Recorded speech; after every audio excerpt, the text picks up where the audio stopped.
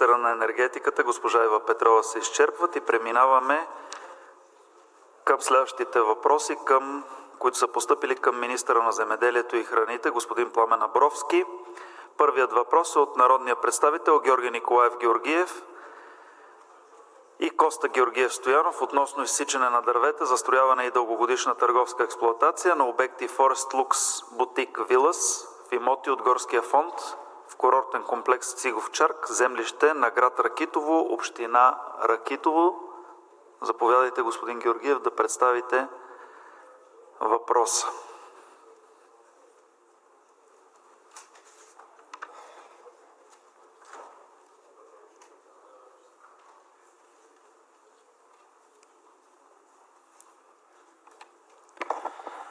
Благодаря, господин председател. Господин министър, на предишен въпрос, писмен от моя страна, отговорихте, че според информацията от КАИС и Изпълнителна агенция по горите, поземлени имоти с идентификатори 62004.15.91 и 62004.15.23 са отразени като горска територия.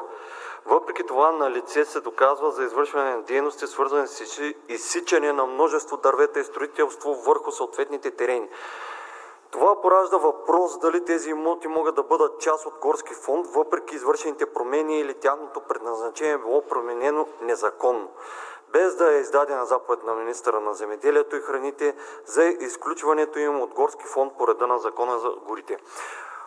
Между другото, господин министър, тук във въпроса ще добавя, че лицето, чието собственост са тези имоти, се е опитало да заобиколи закона и да прави различни схеми, за да узакони действията си в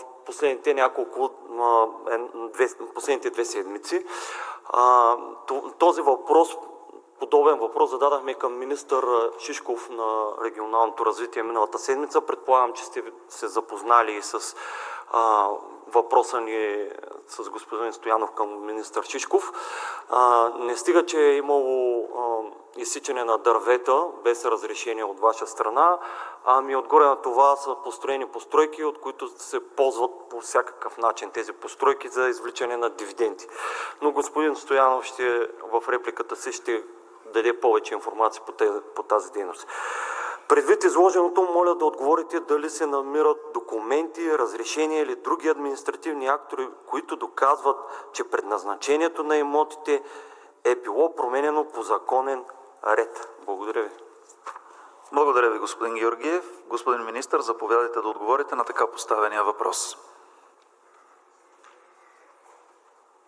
Благодаря ви, господин председател. Дами и господа народни представители, уважаеми господин Георгиев, уважаеми господин Стоянов, поставените въпроси засягат поземлени имоти с идентификатори 62004.15.91 и 62004.15.23 по кадастралната карта на кадастралните регистри на град Ракитово, община Ракитово, област Пазарджик.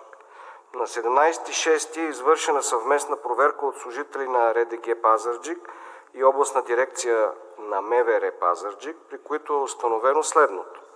В поземлен имот с идентификатор 62004.15.91, номер по предходен план 238-065, се намират сгради, видимо обитаеми. В кадастрално-административната информационна система на Агенцията по геодезия, картография и кадастър имотът е отразен като урбанизирана територия.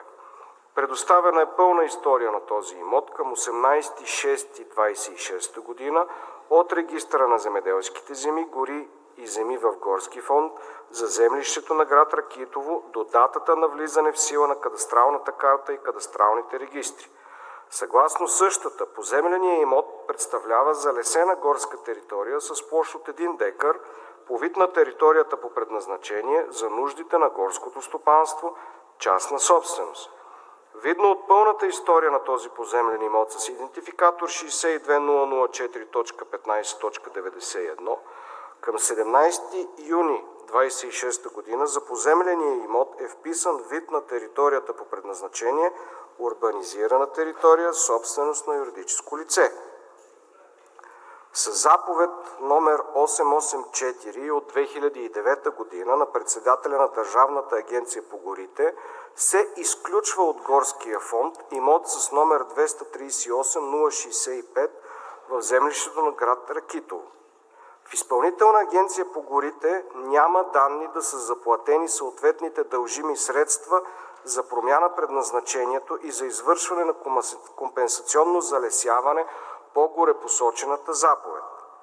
Съгласно член 19 алинея 7 от Закона за горите, който е отменен, правата на лицата, в полза на които е постановено изключване или е учредено право на ползване или сервитут, се погасяват в случай, че те не внесат дължимите суми в 3-месечен срок от връчването на актовете по член 14г алинея 1 и член 16а алинея 3 и 4. В тази връзка, на основание цитираната разпоредба, правата на лицето, в чиято полза е постановена промяната, са погасени по закон и имота остава горска територия. При извършена инвентаризация на горските територии на територията на ДГС Ракитово от 2019 година, поземлен имот с този идентификатор е устроен в отдел 183 под отдел П семенно насаждение от бял бор. Няма данни кога и на какво основание в кадастралната карта и кадастралните регистри на землището на град Ракитово начина на трайно предназначение на поземлен имот с идентификатор 62004.15.91 се променя от горска в урбанизирана територия. Във втория поземлен имот с идентификатор 62004.15.23 се намира сграда, видимо обитаема.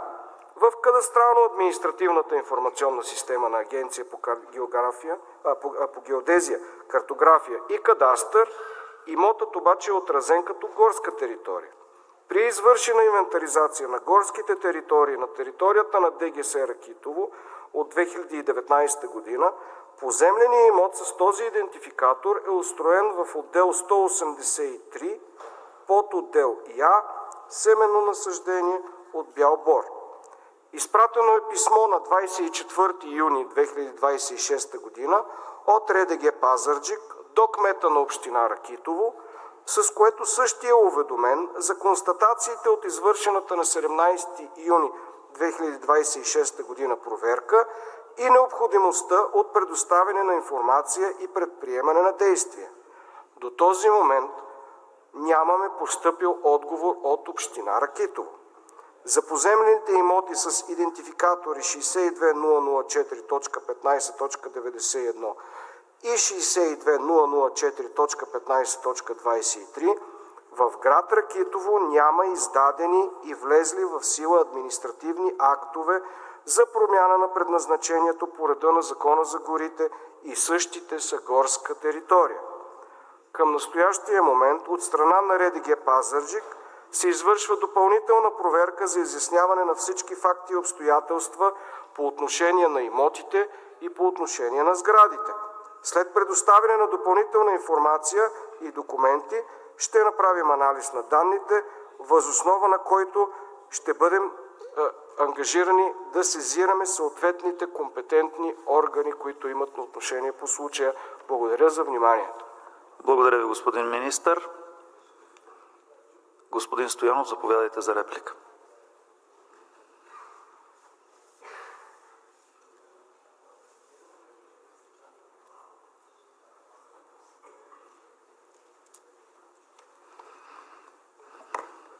Благодаря, господин председателстващ. Уважаеми господин министър, явно тук се натъкваме на мини баба Алено случай, както е във Варна. Интересното тук е, че главният замесен в този пореден незаконен случай е представител на политическа партия ГЕРБ, още повече, че той е в контролната комисия на ГЕРБ. Това е бившия кмет на община Стамболийски.